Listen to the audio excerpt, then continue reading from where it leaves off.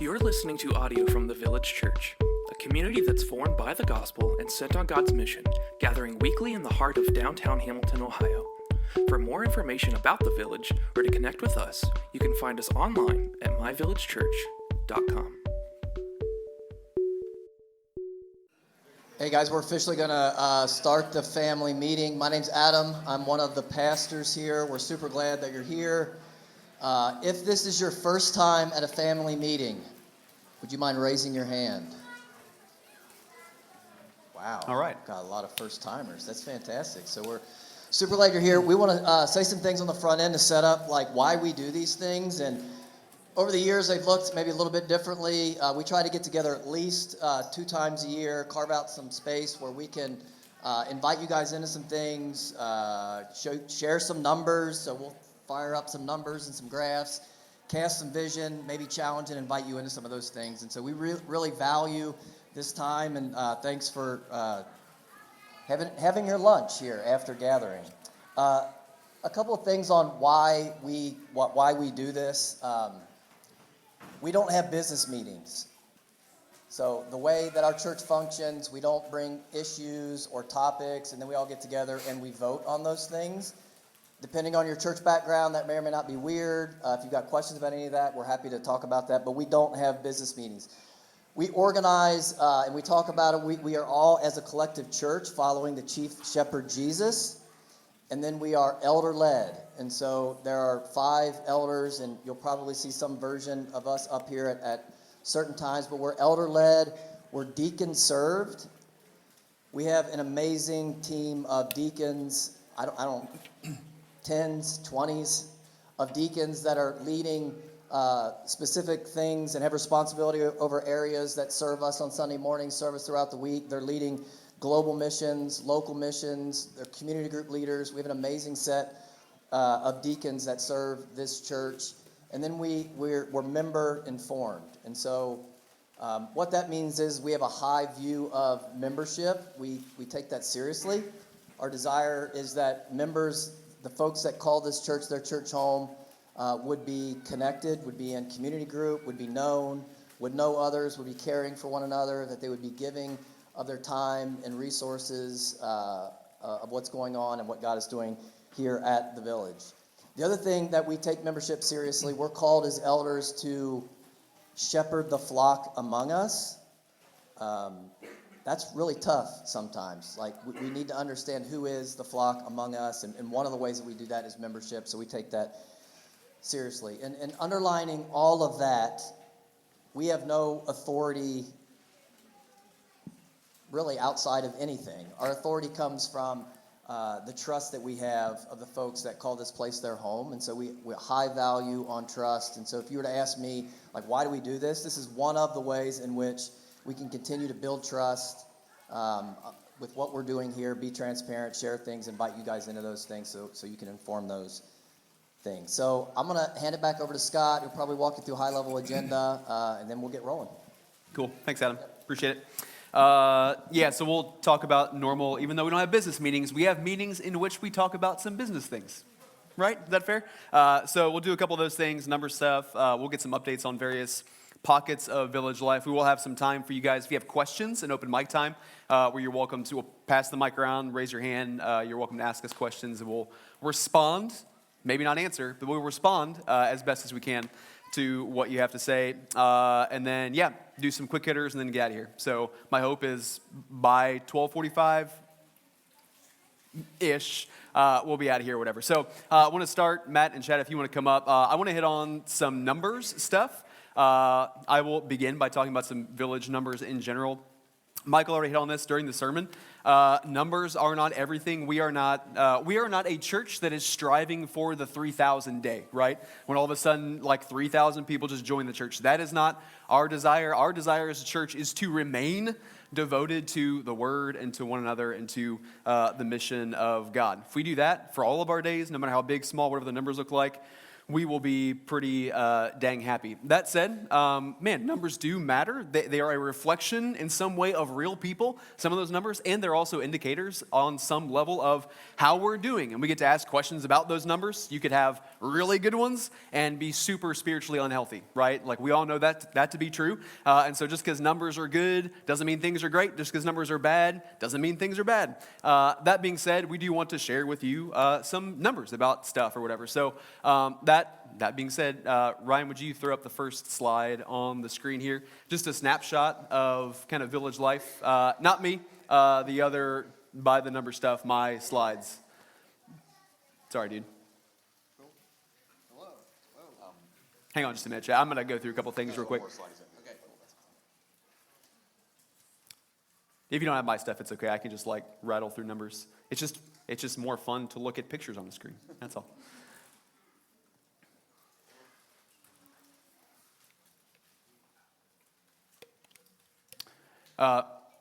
It's cool. While we're waiting, I will share with you some of the numbers that I wanted to share. So last year, I think we shared this at the end of the year. We did like a little family meeting update podcast stuff. We have 17 baptisms last year, which is pretty crazy because the year before that we had 7, which that's nothing to be, disappointed in at all. It's just more amazing that we had 10 more baptisms last year than we did the year before. Pretty sweet. That's awesome. I think that's probably in some ways a reflection of having regular opportunities, knowing when we're doing baptisms again, inviting folks into that regularly. It's also evidence of the Spirit at work. You guys being at work and inviting people in and sharing the gospel. That stuff is awesome. We have 144 members, active members of the village, which is pretty sweet. A couple of numbers that we were able to kind of pull because of Church Center now. Hey, so this is a fun thing, fruit of that.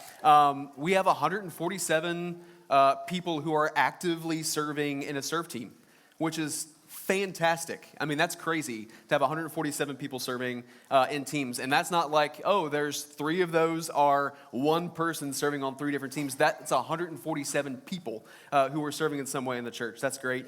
We have 156 people connected to a community group, right? And again, these are fresh numbers because y'all just got invited into church. You could deny or whatever, or you could ask to join. So these are fresh numbers, 156 folks connected to a community group here at the village. That is just fantastic. That's the best.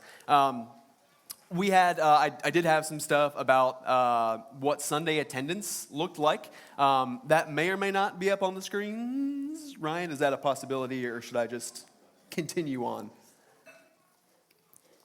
Shrug and shake of the head. So we will not do that. What I can do is paint a very basic picture for you of what attendance on Sunday mornings has looked like. So I kind of looked at numbers 2021, 22, 23, 24, which is just like 4 weeks now. But what you see on a graph is the trend line. I know, I'm talking with my hands. I'm gonna, it goes, yeah, that's not it. It's fine. Look at me. The lines go like this. Hey, this is 2021, 2022, 2023, and then 24, we're up here. We're hanging up here or whatever, okay? So it's like pretty sweet. We have continued slow and steady growth, which has been the story of the village by God's grace since day one. And so if you look at even just January snapshots of what attendance has looked like in a January, in 2021, 112 people total here in this space. In 2022, that was 162 people in January on average. Last year in January, it was 223 people. I don't think I'm saying numbers right. This year, it's 261, all right? So we continue to go up in attendance, which is fantastic. Either we're doing something very wrong or we're doing something like pretty dang good. And so we get to be encouraged, I think, by those numbers. And just from my 2 cents, what I wanted to share in connection with what we've been talking about with hospitality these last few weeks, growth is not the enemy of hospitality. It can feel that way. I've talked to a number of people that have wanted to come here recently because they've wanted to connect to a smaller church, like a place where they can be known and seen and connect to community or whatever. That is a sweet thing. Growth is not the enemy of hospitality or that feeling. And as we get bigger, it is super important for you guys to know that hospitality does not get kicked to Connect Month. All right, you don't get to kind of like shove off responsibility. Oh, like we're now having an I'm new here huddle and this and that, and we're creating these loud opportunities for new folks to connect. No, like those are necessary because we do have to kind of like talk over and get some big invitations to folks that we might not be able to see all of us on a Sunday morning, and yet what hospitality looks like for us now and in the future is the same as what it looked like for us back in the gym in 2009. It is literally inviting people over into your homes for dinner, right? It is the stuff that Michael talked about this morning, the very practical steps. And so in order to keep this church having the tight community and the feel that it does, it means that we get to do the same thing that we've done all along. We get to invite folks, we get to connect and ask folks questions and introduce people to other people, all of those things. That's what has made us, in part, what we are today, and that's what will continue to make us into, hopefully, more and more of a Christ-formed picture of that same church that we are. So I don't think I have anything else besides that to share with you. We will post some of the graphs and slides and all that stuff on the family meeting page on the website, so I know you're really disappointed you didn't get to see my pretty pictures, but you can look at those later. Something to look forward to. That said, I will pass on to these guys to talk about the money side of things. Cool. Awesome. So if you've never been up here before, I'll just say that these lights are blindingly bright, so I'm going to try not to look directly into them. But yeah. So a finance update real quick. So we're going to... Can we get the PowerPoint on there that was on there? Yeah. If that's fine, Ryan. Thanks so much, man. Dude, we appreciate you. There we go. Awesome. Cool. All right, so we just wanted to recap our team with everybody, just so you guys know who we are and what we do. I'm not going to spend a lot of time on this just because I think we have 10 minutes, but our team, people on our team today are Adam Hanauer, Anthony Bouvette, myself, David Krecklau, Karen Bradley Fisher recently joined us late last year, and then, of course, Matt Tucker. So our purpose, right? I think if I'm going to read anything verbatim, this would probably be it. But the Village finance team is dedicated to stewarding financial resources with integrity and transparency, supporting the mission by managing finances responsibly and ensuring the congregation's trust through sound fiscal practices. That's what we're striving to do as a team. So if we go to the next slide, please.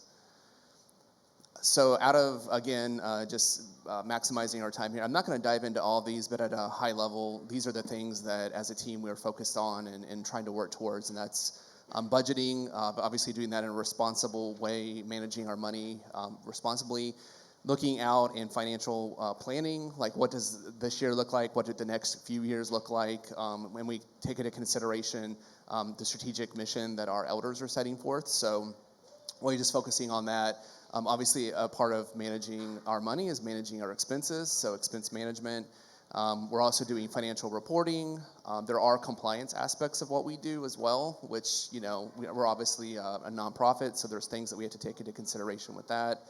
And then lastly, we strive to communicate. So that's something we'll talk about a little bit more here in a little while, but essentially, channels like this we're always happy and excited for, but long term our goal is to be communicating on a regular basis so that when we talk about transparency, that's a piece of that, right? So next slide, please.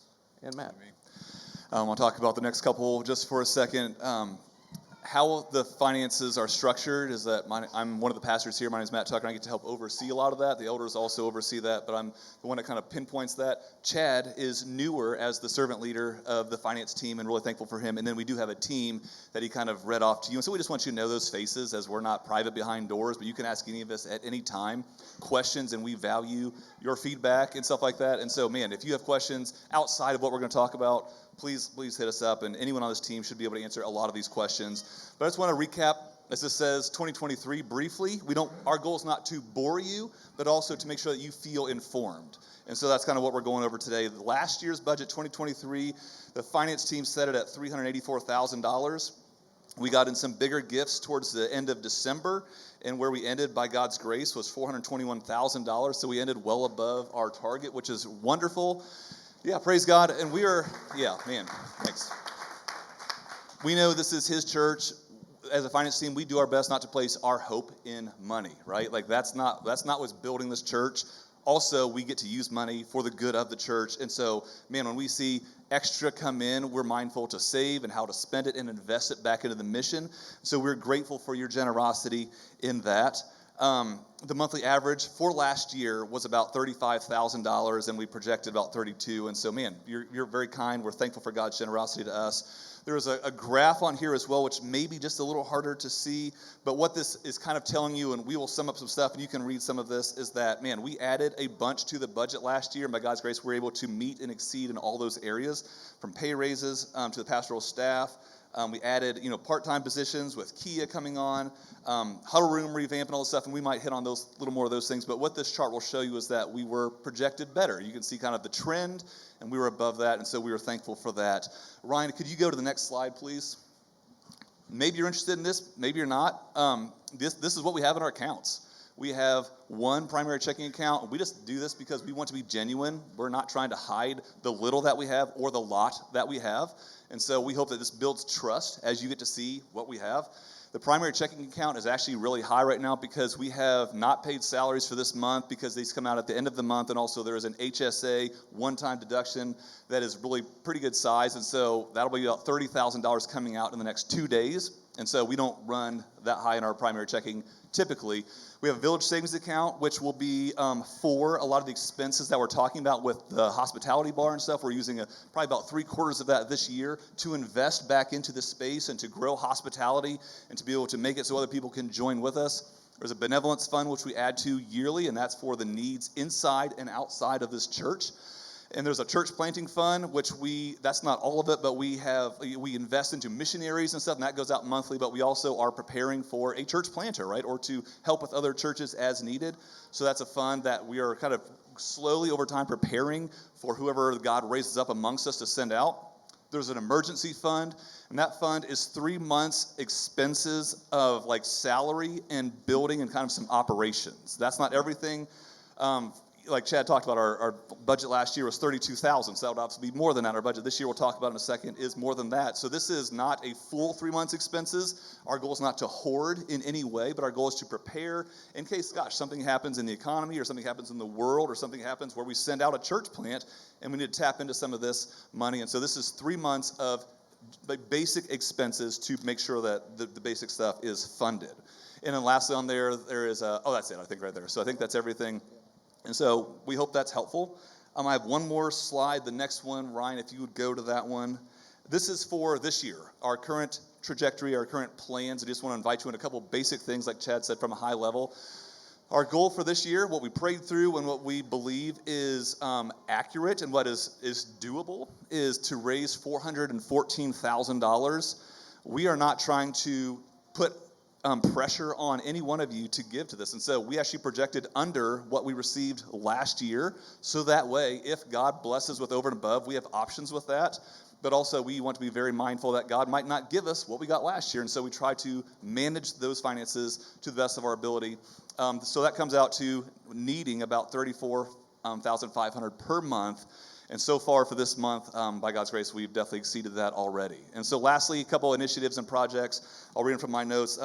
Funding new existing serve teams. So there's new teams coming on all the time. Last year we added a safety team, and this year we're adding a medical team. And we've increased hospitality bar with what Brittany and her team are doing. We've increased the maintenance team because there's more happening here. And so a lot of the money that we are raising is going to those types of things to invest back into them, serving you and those around us. We're maximizing the space, which we'll talk about in our next section, for money. We're not just trying to hoard money, but we're trying to invest it back in so that way the church can grow and thrive. And lastly, we're trying to continue to invest into the Caveville space. That's kind of a next thing, maybe next year, as we care about those kids, and we know that that space does need some work. I think that might finish my part, Chad. And so we will have questions for all of this. I didn't mean to cut you off. At the end, or Scott will lead us in that a little later down, but he'll continue on with this. Yeah, so giving, I think the next slide, please.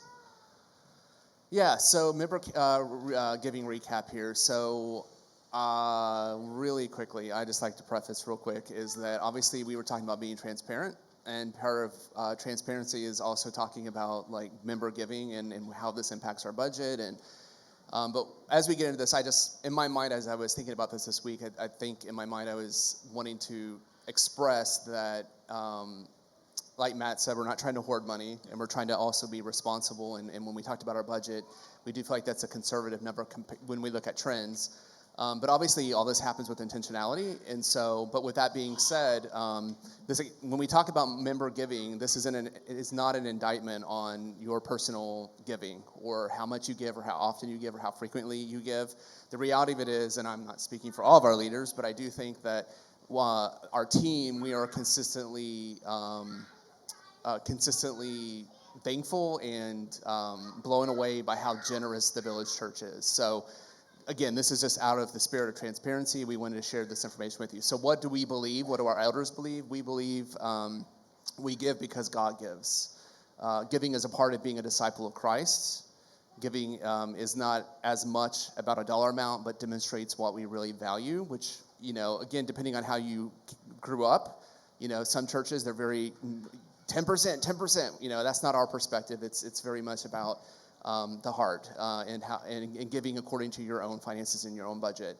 And then obviously last one is God uses his people to advance his mission. So now with that, I wanted to share a little bit of information. Next slide, please. Thank you, Brian. So just a quick overview of what 2023 looked like. Now, I will say Matt was generous to pull some data for me, and I interpreted that data incorrectly. So I'm just going to, at a high level, tell you that in 2023, we had 86 member units or households that gave consistently. That were registered to give, I think is the way we interpreted it. So out of those 86, 66 of them participated, which was 76.74% of them. And then of those registered to give, we saw no participation from 20 member units, which is 23.26%. So, overall, when you look at 2023 and 2022, we did see an increase of 8 member units year over year. And then from a 4-year average, which we pulled the data on that, we did see 74 member units, which is almost 80% of member units participated. So good. This is a good news story. This is there's no negativity there. There's literally, this is a good balance. I think a good healthy balance. But and going back to what Matt said about the 414. When we look at the trends, we do a lot of analysis to get to that number. We actually feel like that's probably pretty conservative. And so, again, based on what we're seeing, we feel like there's a healthy ratio there. And again, no indictment, right? If you can give. And giving and finances look different from everybody. But this is kind of a snapshot of what giving looks like for our member base. So, cool. Sounds good. Yeah. And we'll just wrap it up. Chad, I don't know if you want to take the next slide, and I'll take the one after that. But Sure. We appreciate it. And this is some high-level thoughts on our way out. So financial updates. So we're planning on doing a quarterly communication going forward. Adam Hanauer is kind of taking the lead on kind of pulling that together and getting a snapshot of what that will look like. But all that to say, just be looking quarterly on some communication on what that will look like. And then a shameless plug here is we could always use more people. So if anything you've heard or seen here is interesting to you, or if you like numbers or whatnot, or you're interested in the team, definitely we need you. We need to chat about that. The requirements are you're a member of the Village Church. You have some basic financial acumen, like you can count, maybe with your shoes off and your toes and all those things. But basic financial acumen, and then attention to detail, and then obviously you're a person of integrity. So if you're interested, hit me up. Even if you just want to explore it and talk about it, hit me up on Church Center, or if you see me around, pull me aside, and I'd love to talk to you about it. So.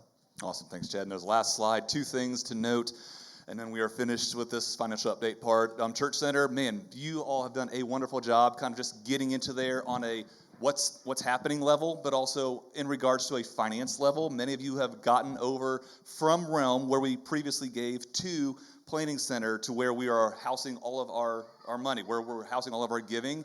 Some of you aren't, and man, we would just encourage you guys. This is not about how much you're giving, but we would just encourage you, if you're going to give. Some of you have reoccurring gifts on Realm still, and we are going to shut down Realm soon, and we would hate for just a miss in information to be there where you want to contribute to the needs of a church, but it's still on Realm, or that's being shut down, and then we don't make it over to Planning Center. And so our humble ask is that if you would like to give, if you want to be generous and kind of support the mission here, and you're still on Realm, please look at where you're giving and transfer that over to Planning Center so we can continue to do all the things that we're kind of talking about. And then the last thing is we will be giving out giving statements soon through Realm, and then we're kind of shutting it down. And so I will be emailing, or Chad this week, those statements electronically. You're also welcome, if you still have a Realm account, to go on there and print off your giving from 2023. But at some point within the next couple of weeks, that won't be available. And that's not us trying to just nip us in the bud too fast, but because we're transitioning platforms, that's kind of the urgency of this request. And so we'll send out some emails soon with giving statements. You're also welcome to do that yourself. And I think we're good, right? Awesome. Thanks, Chad. Hey, thanks, guys. Appreciate it. Thank you. Matt, you're welcome to stay up here. Thank you, Chad. Graham, if you want to come up. All right. Hey, if numbers make you glaze over, like, wake up. Okay, now you're back. Okay, we got you. Good, great. Want to chat about just some of the building stuff. I know we've hit on it a couple times, but just want to make sure we're all on the same page with what to expect there, and everywhere in the space. So, guys, take it away for... Absolutely. So I'll transition, and then Michael has some good things to say as well in regards to this next topic of building projects and things like that. There's no slides, and so just kind of put your attention up here if that's fine. And so tied in from the money, why are we talking about money? Well, man, one of the main reasons is because we want to be able to invest back into this church, right? And so what all this is about is God has been kind and hospitable in inviting us into his family, and he's been generous with us. And our desire as a church, as an elder team, as a finance team, is to be able to do the same, to invite you guys to be hospitable and to invest into others and invite them into what God is doing here. And so for this space specifically, last year we were able to, from savings, put money into the women's bathroom and be able to not just upgrade that, but make it so there's not holes in the ceiling and leaks and water standing around everywhere. We were able to make that a lot more functional and You're helpful. welcome. Yes, You're absolutely. You're welcome. That was a long time coming. And then the other thing we did was we revamped the huddle room to where it was a cave with no lights and it was cold. And now it has lights and it's much better and it's still cold, but we're working on that as well. And so, man, we hope that, again, our desire here is not just bigger and better, but it's to equip you, to serve you guys well, so we have a place where we can meet that is functional. And then looking forward to this year, a couple of projects. One has already happened. We allotted $5,000 to purchasing 90 chairs, which you alluded to in the message. And so, man, we're thankful to be able to have that. That's from savings that we're able to take. And so those are not all out here, but we will continue to put those out for Easter. Some of them are out here. And then, like you said earlier, when we make this available, we have chairs ready for that spot. Two more quick things is we are excited to start, and we have started. If you look back there, there's like a long cut in the drywall across there. We are merging two spaces to be able to serve our church better with the space that we have. And so we're taking the hospitality bar and we're taking this old kitchen, we're merging those together and we're putting them back in that corner where nothing's happening. And so we're trying to make the most of this space. We're trying to be good stewards of the limited space that we have. And so our goal is by March 31st to be able to have merged those two things back here. That's Easter Sunday. Might not happen, but that's our goal. And so we have to have goals, right? And so that is coming from savings as well. And then after that, after this is done, we will then demo the hospitality bar for seating, and we will demo this area over the course of the year for seating as well. And I think that's kind of it, but I want to give you time to talk about that as well. I should have read over what we're talking about here, because obviously in the sermon today I just talked about all of the things. So, just kidding. I knew what was coming. I just think the biggest thing is we want to create space, and I think that's a great way. Matt's done a great job at coordinating a ton of stuff, and lots of other people involved in that stuff, but we do want to maximize this space, and so just a couple additional things. I think Katie might talk about something in a bit, but mindful of kids that are in here during worship that kind of leave vacuums of spaces. We talked about maybe having like ushers again helping seat people to be kind or whatever, and the other thing is just putting more seats out. So we want to kind of be as holistically mindful as we can. After this happens, like that's kind of it. Like, and when he says more seating in that corner, we're not going to put these seats over there for people to sit during a gathering. It's more casual seating or whatever. So we're doing the best we can to make space for you and your neighbor and all the things. Can I add one more thing to that real quick? Go for it. Scott has this list, and it's just how you be able to participate and what is our ask. And so a couple simple ways is there is a maintenance team here led by Ben Brashear, and I know he's here earlier. I'm not sure if he's here now. But if you're interested in some of the demo or some of the other things with that, please talk to him, and he would love to get you involved. Number two is just to continue to please give generously as God allows, because, again, a lot of this is coming from savings, but, man, also, like, there's just we don't have grants here or anything like that from the government. All we operate off of is what you entrust us with. And so we just continue to ask that you are mindful of that and intentional with your generosity financially. And then lastly, we want you to invite people into this. We're doing this with the trust that we have a message from God that we want people to hear in the city, certainly in this room, and also people that aren't in this room. And so we would love for you, as Michael said from the message again, just to invite people into what God's doing. And we are doing our best to make this space ready for those people. And so It's great. Just really practically, like I know the huddle room was like a handful of people, the women's restroom, a handful of people that did a lot. We heard from some of you who gave up your person or people to come do that work a lot. There will still be stuff for us to do here as a church, maintenance team, whatever. And yet we are trying to let professionals do the work that's happening in here more than what it happened last year. So on the giving front, again, like a way for you to serve if you aren't handy or whatever, but would like to contribute in some way, continue to give, even so a one-time thing towards, helping offset some of the labor costs or whatever it takes to run electric and pipe and plumbing and all the things. Like, dude, that is a way for you to help specifically towards that end of not burning out a handful of people that are part of the village. So just want to hit on that real quick. Cool. Well, thanks, guys. Appreciate that. If you have questions, again, write them down. We'll have open mic in a couple minutes. Matt, thanks. Tammy, would love to invite you up. Want to chat for just a couple minutes about Global Go stuff in general. I don't know who's tag teaming what, but talk about Guatemala stuff and some other things. I'll let you guys run with the ball. That was a good sports analogy there, Scott. Thanks. Run with the ball. Few and far between. Hi, I'm Tammy Tucker, if you don't know me. I am the deacon of Global Go, and so they told me to share like a 2-minute update on Global Go. And I was like, I don't know if I'm going to be 2 minutes. I'm so sorry. Let's try to be super fast. So I'm going to share stuff, but if you guys have questions, you can always just talk to me, because I'm just going to try to be brief. But so, from our partners, our Global Go partners, what's happening? So I wanted to start out just by kind of talking about what God's doing. So some of the things that we can be thankful for and be praising God for, what he's doing in Guatemala. So as far as Los Cholitos, some of the things they're celebrating, they started a women's ministry in 2023, and that women's ministry has been like thriving and being like really a blessing to the church and also to their community. They've seen a lot of women come to know Jesus through that ministry. They are meeting weekly to do a study. Right now they're studying spiritual disciplines. They are going out into the community and sharing the gospel and even taking bags of food and just trying to meet needs. So yeah, the women's ministry is like a big praise. So really thankful for that and all the women that are part of it, and you can continue to pray for them. Also, in Guatemala, they are celebrating having fresh water, which is a big praise.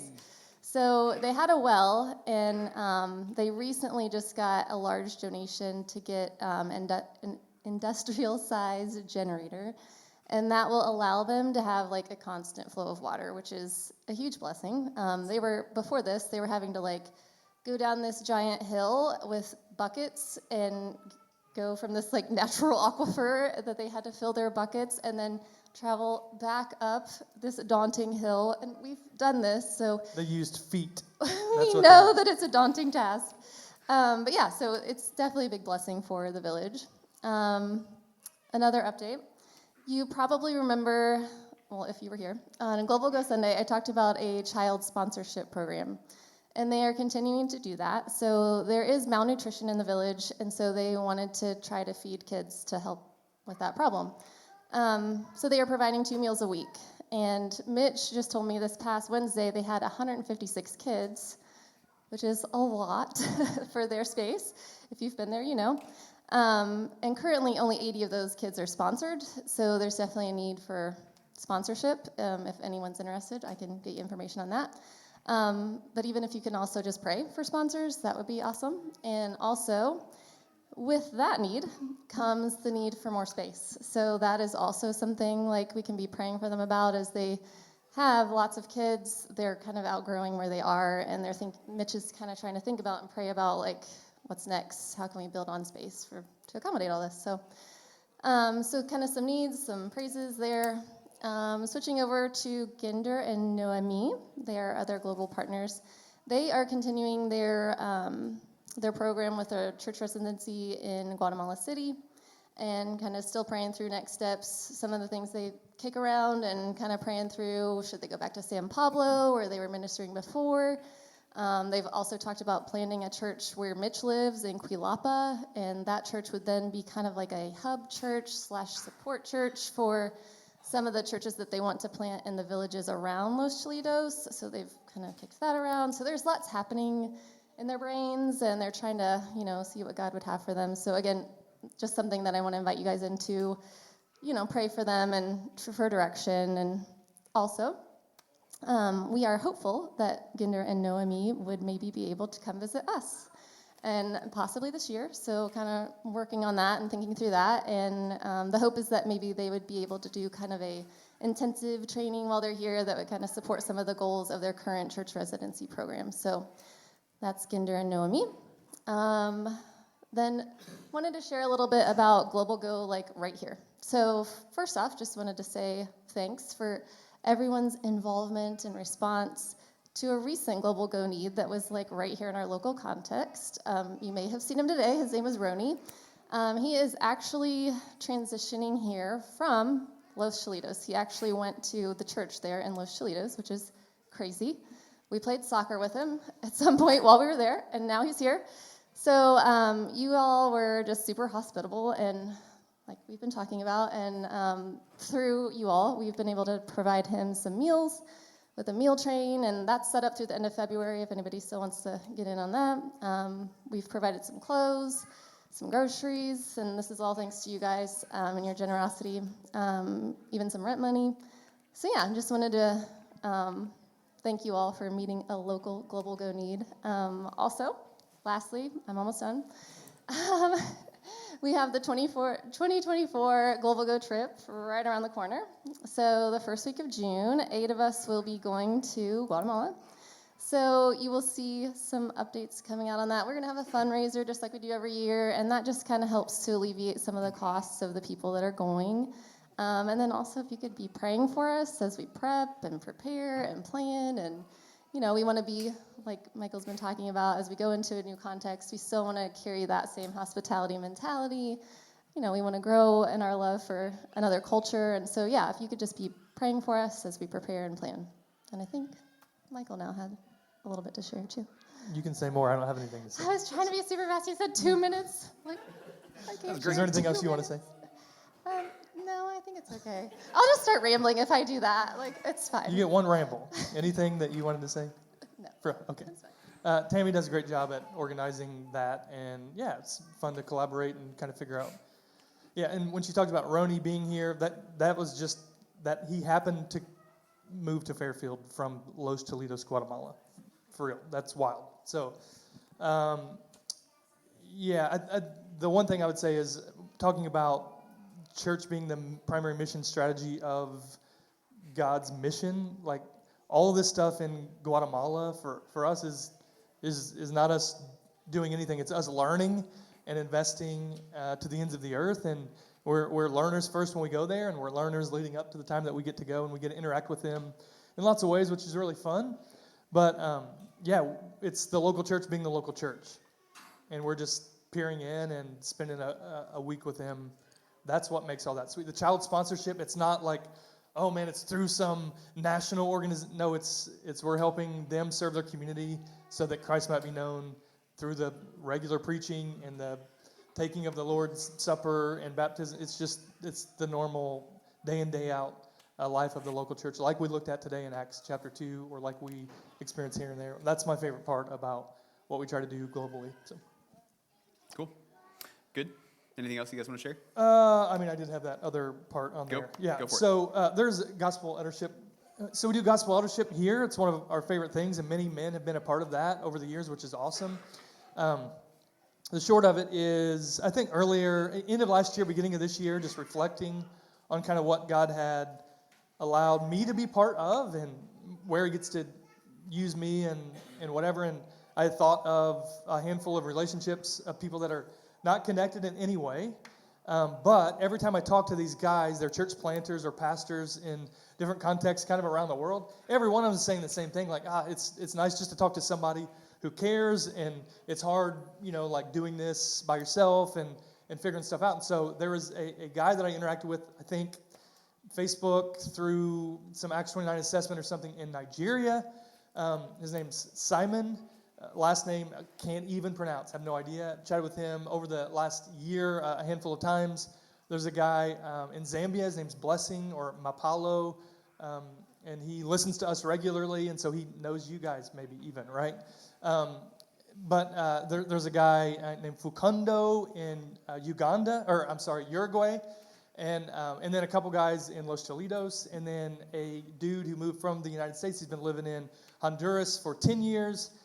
He moved to Thailand to plant a church. And so all these guys I've had the pleasure of interacting with in the last year basically just said, hey, guys, would you like to do gospel eldership together on a video call and learn and grow together? They don't know each other. And so a friend of mine, Andy Lawrence, and David Hackney, the guy who we sent out to plant a church in Lebanon, are going to be a part of that as well. And so I am just so excited. And the encouragement is, because I don't know if you saw that number, the church planting fund, we have a little bit of money in there. So you all bought all their books and resources and sent Amazon gift cards, and some of them can get paper resources, some of them can't. And so super cool. This coming Tuesday is our first call. We're just getting to know each other and, man, hear about context, struggles, and all those things. And then we're working through what it looks like to lead the church in healthy ways, to be gospel men, leading, as gospel leaders in a way that the scriptures inform how we get to organize according to what the local church looks like. So I'm just so super pumped about it. So It's pretty sweet. Good. Yeah, Gospel Eldership International. It's fantastic. Yeah. Thank you guys. Global. Right. Anything else? You guys good? Share a lot Good. of awesome stuff. Thanks. Cool. All right. You're dismissed. Katie Debink, invite you to come on up. I want to share just a couple kids updates with you all. I'm going to take on what Jody Bussell was going to share because she is not here today, but wanted to give you some updates on Bridge stuff. So if you don't know, that's our 7th to 12th grade ministry here. Sunday nights they gather and they do other things as well, but Sunday evenings are their regular gathering time. This is their 5-year anniversary. If you can believe that, which is crazy. It feels like it just started at the same time. It's been 5 years, 2019 in January. And so the Bridge is 5 years old, which is pretty sweet. She just wanted to celebrate that. They have about 30 students who are connected to the Bridge on any given Sunday night. Show up here and there's almost 20 people, 20 kids here, 7th to 12th graders, learning about faith and science or whatever it might be that they're talking about on any given evening. It's pretty dang sweet. It's really cool. So wanted to just share kind of where they are at this point. We did add some leaders last year, which was awesome. We have some information about what their summer camp is going to look like this year. It's been back and forth all over the place. Here's the latest information per the text I got from Jody this morning. So July 22nd through the 26th at Laguna Beach Christian Retreat in Panama City. And so that is where they're going to be going and when they're going to be going.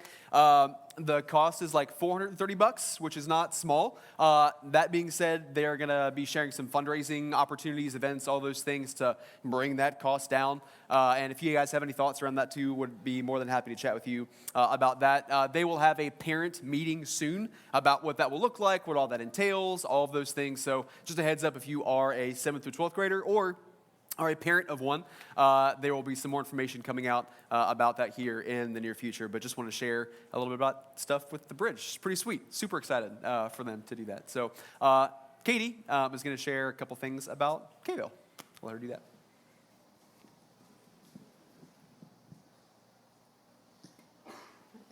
Does that match what they see? Yes, it does. We'll leave it at that for now. Cool. So the first thing I want to share about changes, Michael did very well today prepare us for just the whole making room. And so on a typical Sunday morning, the seats are very, very full throughout all of worship. And then K-Ville is dismissed and you see a mass exodus. And it is one of my favorite parts to just see the flood of kids that are going back there. But that also means that we're taking up a lot of seats that are then available during the rest of the gathering. And so a lot of what we do, like, we want it to be driven by the mission, but sometimes we're working with the space that we have, and how do we maximize what we're doing with the space that we have. And so, you heard this morning about plans to add more seats through renovations that are coming, but the other way is just changing some of the ways that we do Kville so that we can make more seats available sooner. So who does this affect most urgently? Is going to be our kindergartners through third graders. So parents, you know who you are. Teachers, you know who you are. My brain's all over. As far as classrooms go, that's going to be the classroom that meets in A, the kindergarten and first grade classroom, and the classroom that meets in F at the end of the hall, the second and third grade classroom. And so typically, they've stayed out here in the gathering, worshiped with their families, and then are dismissed to class. Starting the last Sunday in February, so if you want to mark your calendars, if you're a parent and it affects you, that last Sunday in February is the first time that we're going to move in this direction. But basically, you will check your kids into class at the start of worship and start of the gathering. They will be in their class. One of the reasons that we've hung on to doing things the way we have been is that we want our kids to worship and see what it looks like to worship with the body, but also just worshiping the Lord in general through song. And we've not had a good way of doing that in our hallway without our music affecting your music and vice versa. And that still may not be figured out, but our aim is that after they've gotten checked in and settled in, the second and third grade class will be led by their teacher to join the kindergarten and first grade kids for a Kville version of a call to worship, where we're going to do some songs, read our own focal passage. We've always kind of giggled, like they hear our focal passage and then go back for their own teaching unrelated. And so it will be nice. It's going to hopefully work out well. Emmy Lakes has offered to help at least get us started and see how that goes with coming up with, if you're familiar with the Gospel Project curriculum or have been following along as a parent, there are usually units that are 4 to 6 weeks long. And so each unit will have like a worship set of songs that the kids are learning, a focal passage or a key passage, like a memory verse that they're working on. And then after those first 20 to 25 minutes, the second and third graders will go back to class for their lessons as normal. It's going to take some ironing out and figuring out, but that is a change that we're excited both for the kids and how it serves them in worshiping the Lord, and also excited for how it frees up some seats to serve our desire to be hospitable without finding a bigger building. That's great. And then the other is a slide to There it is. be up there. So it's an announcement about an adventure for our kids. Specifically, again, who are we talking to? This will be specifically for kids who are next year entering kindergarten through 6th grade. The general name for it is our Kville Adventure Days, and the slide you see is highlighting the focus or the theme for this coming summer. The main thing today is just save the date. We know that people are filling up their calendars for the summer, and so I think it's on, yeah, it's on there. The dates that we want you to save are July 18th through the 20th, which is a Thursday, Friday, and a Saturday. And the general loose time are the Thursday and Friday evenings, followed by the Saturday morning, in terms of how you block out your calendar, if you would like your kids to be a part of that. And big picture, what is it? In the same way that the village women have events throughout the year and a summer retreat, sometimes local and sometimes further, and that the men have hangouts and a men's retreat. We want to offer something like that, similar of a time specifically in First for our Kville kids.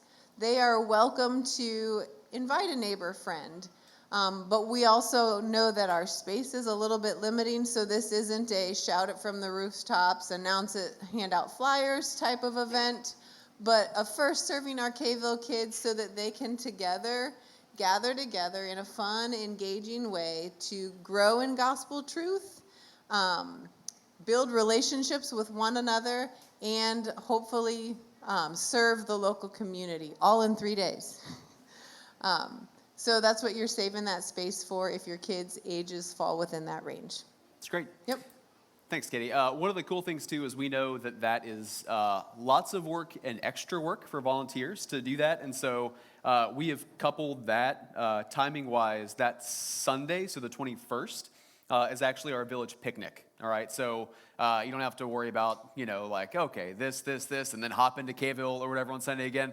Not that that's exhausting at all, right? That is a life-giving experience for everyone that's in it.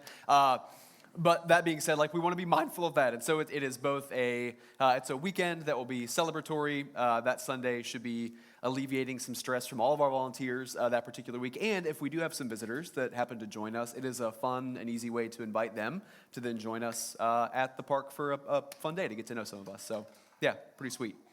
Thanks. Anything else, Katie? Cool. It's all exciting updates. Pretty pumped about that. All right. Hey, mindful of time, and so if you need to go, we care for you and want to respect your time. If you got to go, bounce, all right? We're going to enter into open mic time if you got questions or whatever. Elders, if you want to come up here so that I don't have to answer anything, that'd be fantastic. But if you have any questions at all, feel free to raise your hand. We have a mic. David's got it up there. We'll bring it to you, and we will be happy to dodge the questions however best we can. Anybody got anything? There we go. Oh, there we go. Mr. Gordon. I'm allowed to have a question, Sarah. God. It's so time one of for the lunch. one of the things that when you guys were talking about making space for us, one of the things that came to my mind was that every time we come here, it's Sarah and I and a space for our stuff. So, the two of us have 3 chairs. What if we got some place for us to put stuff that isn't someone else's seat? Like lockers or something. Yeah. It's not a bad idea. I think are there cubbies for I know there's cubbies for right diaper bags or something in one of the cable rooms, but I don't think that's a thing that it's a good idea to explore. I like that. It's a great suggestion. Thanks, Patrick. It's good. Oh, yeah, go ahead. I know we have hooks in the back for kids, just in case anyone's not aware. That's true. Yeah. It's good. Good stuff. But that doesn't answer Patrick's problem, nor Just mine. Put hooks on all your kids' things, and then you can hang them up along. Mary Carter has a question. Oh, Zach?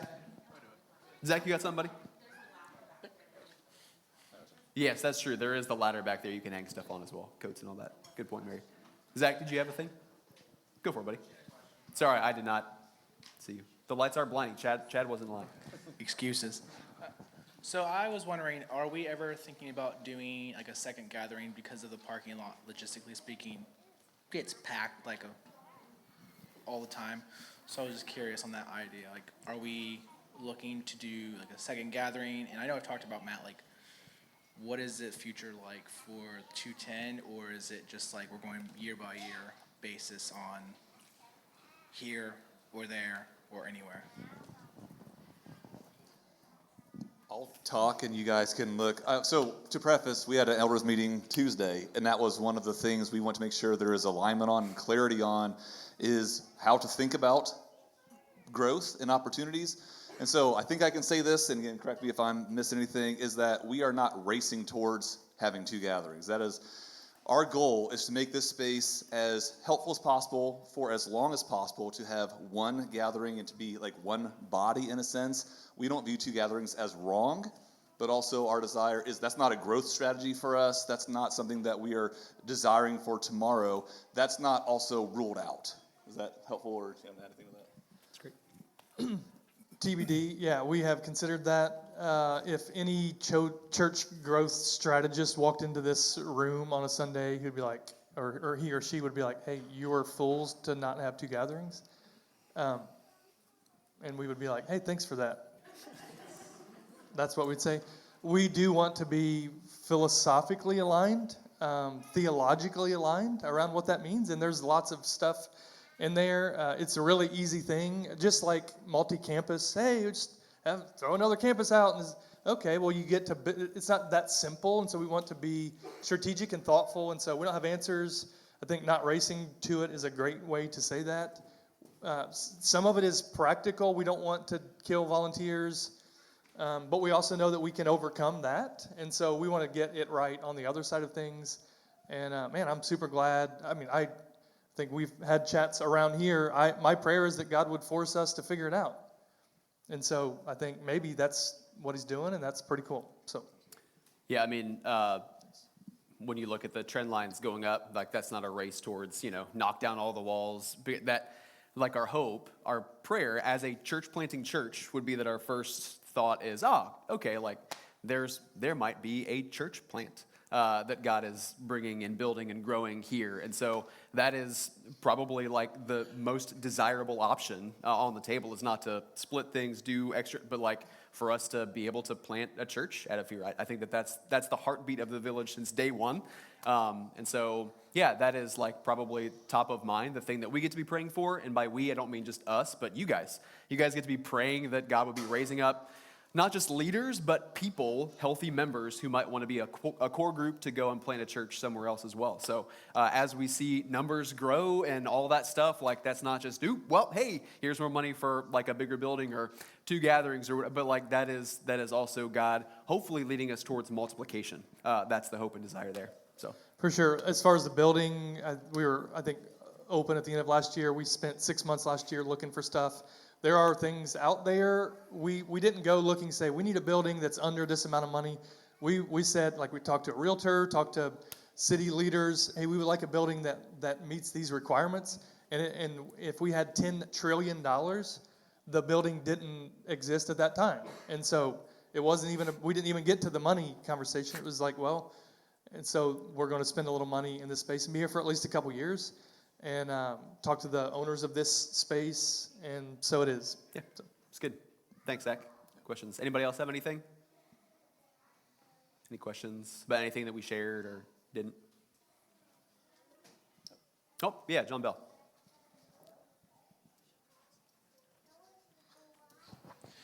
What about financially planning towards that inevitability?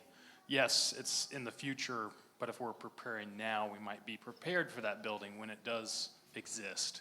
So I know the market is shifting right now, and there's probably some opportunity coming in the next few years.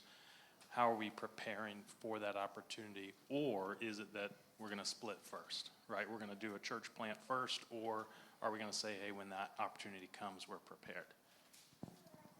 Man, so we are mindful of that for sure, John. Like we've even talked, as that's one of the topics of the finance team, to say like, gosh, like how can we certainly not hoard? How can we also know that we need to invest into this space, but know that we're renting it? And so our goal is not to just dump a ton of money into the space, knowing that we won't be able to pull all of that out of here, and also save for a potential building. And so that is a balance that we're trying to carefully ride. What I do know is that we are gradually growing in all the areas of the emergency fund, the Village savings account, our buffer. Like 3 years ago, we had like no money at all, and like teams were operating off of like $5 a month and stuff like that. And we are raising those levels and getting those healthier. And what I think, again, this is just speculation, but I think that as a building comes, this is not just like a random faith thing, but I think God will prepare us for that in time. We're trying to make steps in the money that we have, in the accounts that we have, to prepare for that. But also, there's just no way to know if and when that will come. So. And similarly to planting a church. So either way, if it's solving a good problem, which is the problem of growth, if we send out 12% of our church, 12% of those that are leading and contributing and investing and giving, then we just lost, 12%. Figure out the numbers. 12% of the budget. And so we have had chats like, gosh, ideally then we need to run with a margin that would allow us to send, 10% of our church out to plant a church somewhere else. Is that happening right now? It's not happening right now, but we're mindful of that and trying to steward as best as we can. And it's always we don't want to kill this community to go to a second gathering. We don't want to kill this community to be, house poor, as it were, building poor, which I know many churches that do that. We don't want to kill this community to plant another community and have two unhealthy communities. So all those things we're mindful of. We don't have the answers, but super thankful for that thoughtfulness, John. And if any of you have a location that you think we should consider, man, we're open to that, right? So we're not poo-pooing that idea of considering something else, right? And so, gosh, please know that that's a thing too. If anybody's sitting on a Wonka factor or anything, let us know. Yep, go ahead, Zach.